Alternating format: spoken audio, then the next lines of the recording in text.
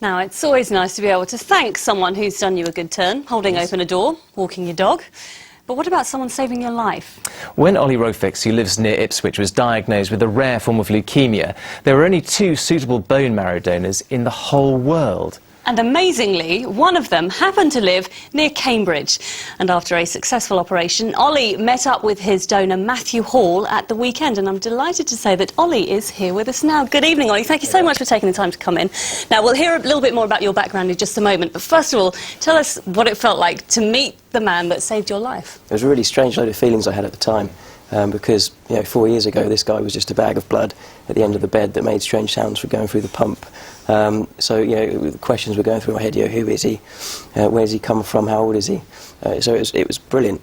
And also to say thank you to the chap as well for being on the register. Well, I think we can actually sort of see some shots of you actually with that particular meet as well. Incredible moment for you, I imagine, actually meeting up with him. But just tell us a little bit about your background now, your story, when it began. It was back in the summer of 2005 I started to feel a bit tired, and then it was diagnosed that I had leukemia. It was a few months into the treatment. They turned around and said, you've got this really rare form of leukemia. You're the 3rd known in the world to have it, but sadly the other 2 have died. So we're going to put you in for a bone marrow transplant, and this would be your best chance of survival. And how important was the actual registry at that point for you? At that point it was very, very important. There was only 2 on the register. One in this country and one in America. So yeah, it was absolutely vital. An amazing bit of luck after such bad luck. Now, let's hear from the man who has allowed you to tell your story tonight, bone marrow donor Matthew Hall.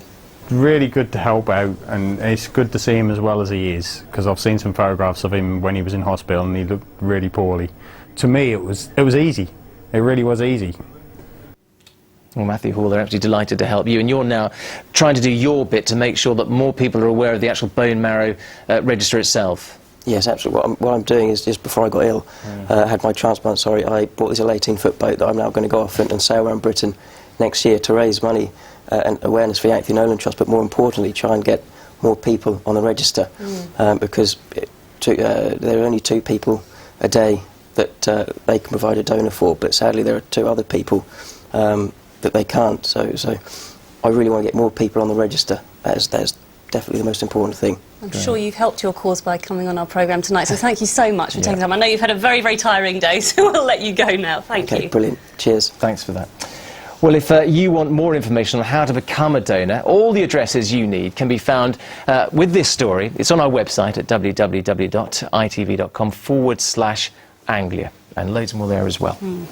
Now, most people